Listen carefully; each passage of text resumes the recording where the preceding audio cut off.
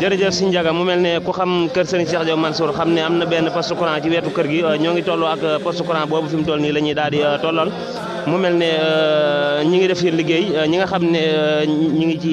diaspora bi ñooñu tax di liggéey ñooñu tax di sonn waaye tamit lépp loo xam ne rek ñoo ngi koy wane ci kër Baye Serigne Diaw Mansour ngir ñëpp daal ko gis mooy ñi nga xam ne fekkoon programme boobu nga xam ne am na waaye mel ne na tey nit ñi ngi dox jëm ci fi nga xamante ne rek mooy kër sëñ ba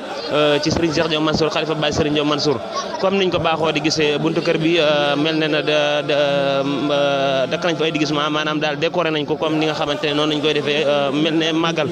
ni may wax ak yow ni Serigne Ndiaga tey la fanweeri fan ci weer décembre atum 2022 di le 30 décembre remo ak àjjuma fii ci Touba Darou Khoudoss kër Baye Serigne Diaw Mansour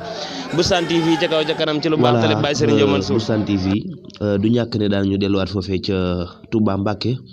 ca buntu kër Serigne Cheikh Diaw Mansour di leen fàttali ne tey leen fanweeri fan ci weeru décembre atum 2022 bisub jébbale bi nga xamante ne